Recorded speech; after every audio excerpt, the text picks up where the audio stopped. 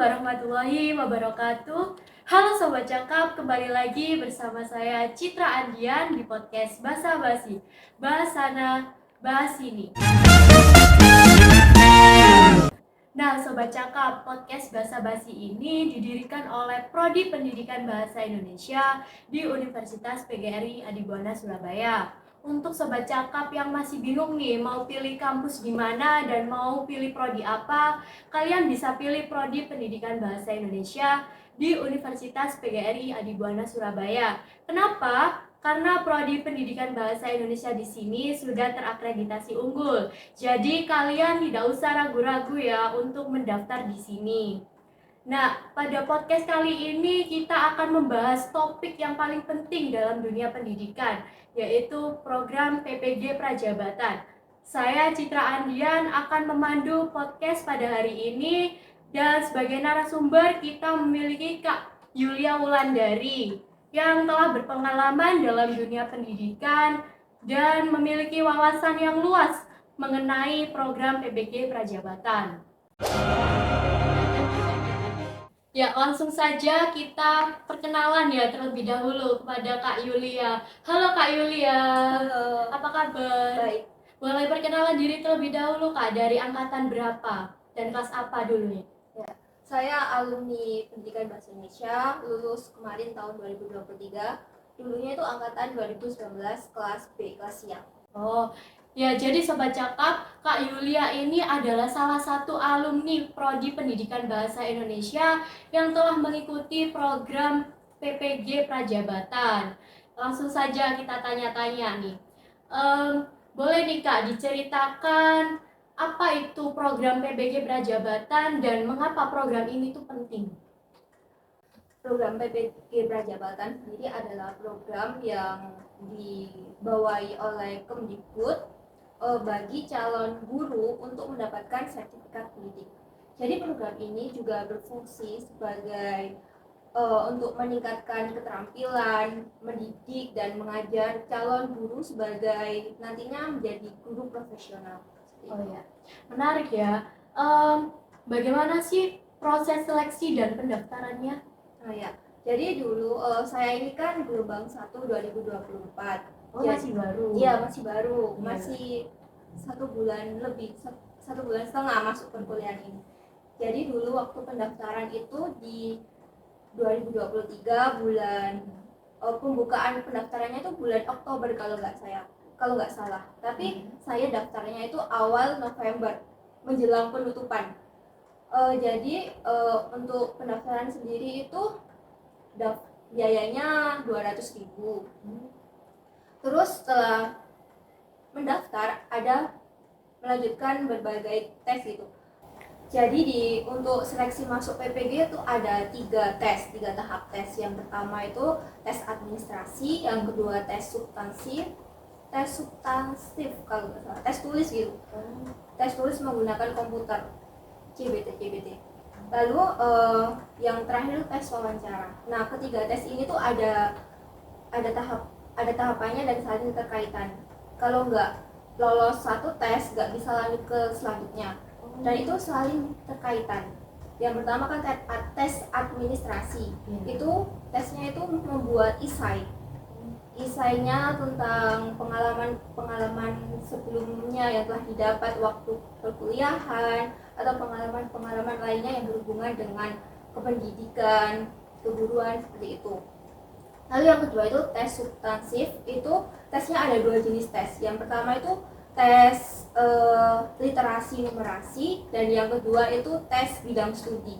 Jadi yang diteskan sesuai bidang studi pilihan PPG Prajabatannya. Gimana sih Kak tipsnya biar lolos tesnya itu? Kalau menurut saya ya, untuk tes administrasi yang pertama ISA itu jawab saja sejujurnya sesuai dengan pengalaman yang dulunya itu pernah didapatkan. Soalnya dari tes administrasi, dari jawaban ISA itu, kalau lolos di tahap wawancara itu akan ditanyakan. Jadi kalau sebelumnya udah jawab jujur, pastinya kan bisa jawabnya itu mudah. Iya, lebih mudah jawabnya. Lalu untuk tes substansif sendiri itu eh, tips dan triknya supaya lolos itu belajar dari jauh-jauh hari. Tapi jujur saya dulu belajarnya itu cuma 2 minggu untuk tes numerasi. Untuk tes numerasi sendiri itu matematika ya, tapi matematikanya itu pakai logika. Jadi nggak sekedar hitung-hitungan biasa, tapi juga diperhitungkan dengan logikanya. Lalu untuk yang tes sesuai bidang studi itu ya nggak jauh-jauh dari bahan yang dulu diajarkan dalam mata kuliah S1 gitu. Nah, kakak sendiri nih belajarnya ini dari buku atau dari internet gitu, Kak? Cari-cari di YouTube mungkin? Untuk tes literasi sama numerasi saya belajarnya dari YouTube. Soalnya banyak di YouTube itu dari pengalaman-pengalaman yang sudah ikut PPG sebelumnya, terus jadi dari kreator-kreator yang memang berpengalaman dalam tes-tes, misalnya tes untuk masuk PNS, CPNS atau P3K itu seperti itu. Nah, apa aja sih Kak materi yang dipelajari dalam PPG ini dan bagaimana hal itu berkaitan dengan perkembangan kompetensi guru? Nah, di PPG sendiri ini saya kan masih semester 1 ya, jadi masih awal. Masuknya juga masih 1 bulan lebih, hampir 2 bulanan lah. Mata kuliah dalam PPG ini ada filosofi pendidikan, perspektif sosiokultural, pembelajaran berdiferensiasi, prinsip pengajaran dan asesmen 1, lalu pemahaman tentang peserta didik. Jadi kelima mata kuliah ini tuh saling berhubungan satu sama lainnya. Karena dalam PPG itu ada banyak tugas kan ya. Nah, antara tugas satu dan tugas lainnya itu dalam satu mata kuliah atau dengan mata kuliah lainnya itu saling berhubungan, ada keterkaitannya. Dalam PPG itu ada untuk LMS-nya sendiri kan, pembelajaran PPG itu ada LMS ya. Itu misalnya mata kuliah 1 itu ada beberapa topik. Nah, dalam satu topik itu memuat alur merdeka. Jadi ada merdeka, MERDEKA. Merdeka sendiri itu ada tahapannya. Yang pertama M itu mulai dari diri, E itu eksplorasi konsep, R itu ruang kolaborasi, D itu demonstrasi kontekstual, E lagi itu elaborasi pemahaman, K itu koneksi antar materi, dan A itu yang terakhir aksi nyata. Jadi untuk mengerjakannya itu nggak boleh langsung mengerjakan yang tahap ke-7, ke-6, nggak boleh kalau mengerjakannya itu nggak urut. Jadi mengerjakannya itu harus urut. Soalnya nanti berhubungan, ada keterkaitannya gitu. Lalu Untuk ini apa? Berkaitannya dengan pengembangan kompetensi guru. Nah, setelah mempelajari mata kuliah ini tuh nanti kan di tahap terakhir itu ada aksi nyata. Aksi nyata itu sebagai implementasinya. Setelah mendapat pengetahuan baru itu bagaimana sih caranya mengimplementasikan untuk dunia realitasnya itu bagaimana. Nah, itu nanti diimplementasikan waktu magang, waktu PPL. Nah, bagaimana nih rencana Kak Yulia untuk mengimplementasikan pengetahuan dan keterampilan yang kakak peroleh dari program ini dalam tugas dan tanggung jawab kakak sebagai seorang guru nantinya? Nah, cara saya mengimplementasikan itu kan saya mendapatkan pemahaman dan pengetahuan yang baru mengenai cara-cara untuk mendidik ya. Jadi guru itu bukan hanya sekedar mengajar. Jadi guru itu kita benar-benar menuntun peserta didik sesuai dengan kodratnya, sesuai dengan potensi yang dimiliki oleh peserta didik. Jadi kita itu menuntun, bukan menuntut. Ya, beda antara menuntun dan menuntut. Jadi implementasinya saat nanti saya PPL ataupun saat saya benar-benar berada dalam dunia kerja, benar-benar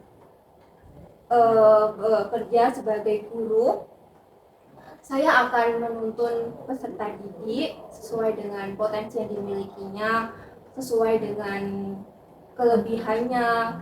Soalnya antara peserta didik satu dan lainnya itu Berbeda. iya berbeda, memiliki karakteristik yang berbeda-beda.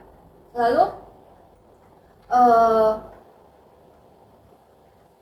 saya juga akan menerapkan pengetahuan yang saya dapat dari mata kuliah berdiferensiasi, yaitu untuk memetakan peserta didik sesuai dengan karakteristiknya itu. Jadi saya akan benar-benar menuntun peserta didik sesuai dengan kodratnya. Selanjutnya nih Kak, apa sih dampak dari program PPG Prajabatan ini untuk peningkatan mutu kualitas pendidikan di Indonesia menurut Kak Yulia? Jadi menurut saya ya, dampaknya itu akan terciptanya seorang guru profesional yang lebih memahami kebutuhan peserta didik. Jadi nanti peserta didik akan semakin terarahkan dan tujuan pembelajaran akan semakin tercapai. Nah, terakhir nih Kak, apa pesan dan kata motivasi untuk adik-adik yang mau mengikuti PPG Prajabatan tapi masih takut dan ragu-ragu? Oke, untuk pesan dari saya itu, jika ingin ikut atau ingin daftar PPG Prajabatan, sebaiknya belajar dari jauh-jauh hari dan lebih menguasai, mendalami soal-soal yang akan diujikan, apalagi untuk soal literasi dan numerasi yang main logika. Untuk soal bidang studi sendiri kan udah diajarkan di S1, jadi kalau masih mahasiswa semester 5, 6 itu pesannya waktu mengikuti mata kuliah itu diikuti dengan sungguh-sungguh, jadi materinya itu dipahami dengan sungguh-sungguh, karena bisa jadi materi-materi mata kuliah itu akan berguna untuk kedepannya, salah satunya untuk tes PPG Prajabatan. Lalu motivasinya, kita itu sebagai guru itu jangan lelah untuk belajar, karena guru adalah pembelajar sepanjang hayat. Ya baik Sobat Cakap, itulah sedikit basa-basi dari kami. Semoga podcast hari ini bermanfaat untuk kita semua. Terima kasih kepada Kak Yulia sudah berkenan hadir pada hari ini dan membagikan pengalamannya yang berharga. Terima kasih juga kepada Sobat Cakap yang telah menyaksikan podcast kami sampai akhir. Saya Citra Andian, pamit undur diri. Wassalamualaikum warahmatullahi wabarakatuh.